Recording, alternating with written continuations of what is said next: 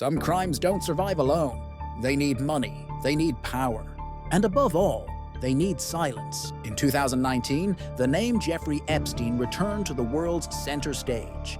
A wealthy, discreet man with access to presidents, billionaires, royalty, and top executives. A short time later, he would be dead inside a federal prison. The case was officially closed, but the questions never were. Jeffrey Epstein was an American financier who had no clear college degree, did not publicly explain the origin of his fortune, and moved among the most powerful elites on the planet. He owned mansions in New York, Florida, and New Mexico, a private island in the Caribbean, and a private jet frequently cited in flight logs. Despite this, his business model was never fully clarified. In 2008, Epstein was investigated for crimes involving young people. What shocked the public was not just the crime, but the plea deal. The deal included an extremely reduced sentence, special prison arrangements, authorization to leave during the day, and immunity for possible accomplices. This deal was so controversial that years later, it was deemed irregular and led to internal investigations within the judicial system. Here arises the first major question: who protected Epstein? In recent months, new court documents have been made public. They include old testimonies, contact logs, messages, and schedules. A crucial point: many names were cited, not accused. Nevertheless, the release reignited journalistic investigations, public debates, and social media disinformation campaigns. With the release of the files, false theories began to circulate. Public figures were accused without proof, and manipulated videos and images spread. European governments even stated that some of these narratives are part of disinformation operations, not proven facts. Here are the most talked about conspiracies, with the clear warning that they are not officially proven. First, that Epstein was part of a larger blackmail network. Second, that sensitive information was used as a currency of power. Third, that his death was meant to silence future investigations. And fourth, that the complete files were never fully released. None of these theories have been proven, but none have been completely ruled out. This leaves us with the questions that remain. Who truly financed Epstein? Why was his 2008 plea deal so lenient? Why were there so many security failures at the prison? How many powerful people were actually investigated?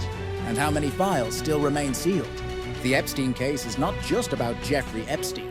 It is about power without transparency, systems that protect the influential, victims who took years to be heard, and a silence that still echoes. As long as documents remain hidden and questions go unanswered, the Epstein case continues to be a symbol, not of an isolated crime, but of a system that failed. If the truth is as simple as they say, why are there still so many questions? Over the years, various witnesses have given formal testimonies in courts, interviews, and sealed documents. These accounts did not come from a single person, but from several women at different times, many of whom did not know each other. The common points: indirect recruitment, controlled environments, the presence of influential figures, and the use of money and promises as a form of power. These testimonies were considered coherent enough to support civil and criminal proceedings. With the release of documents and the rise of social media, much more serious allegations began to circulate, including international human trafficking, power rituals, systematic abuses involving elites, and even extreme accusations, like inhumane practices. It is important to be clear: none of these extreme allegations have been judicially proven. They arise mainly from unverified testimonies, second or third-hand accounts, and theories that spread on forums and social media. Even so, these narratives gained strength because the history of lies, secret deals, and institutional failures created an environment where the public stopped trusting official versions. So, why do so many people believe there's more?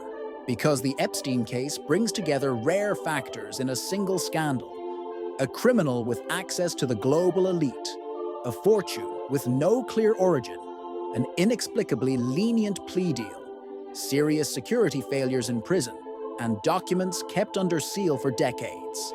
This combination allows theories to thrive. even without direct proof. Several famous names appear in agendas, flight logs, emails, and event invitations. But being cited is not an accusation.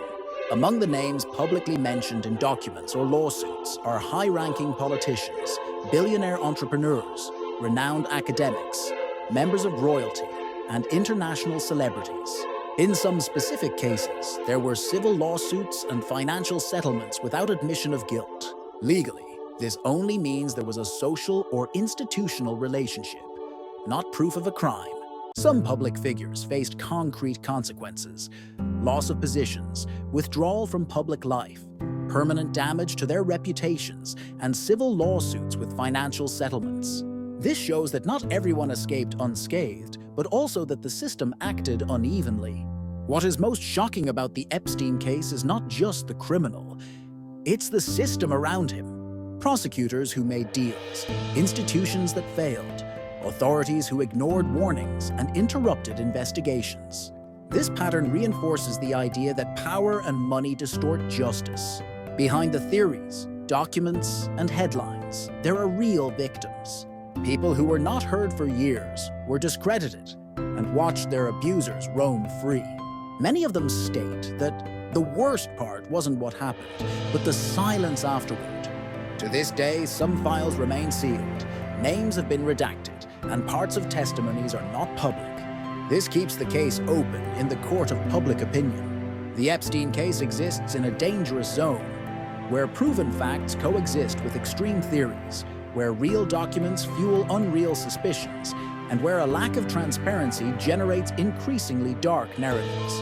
When the truth is not fully revealed, people fill the voids with fear, anger, and imagination. Perhaps the biggest scandal is not what we know, but everything they never let us know.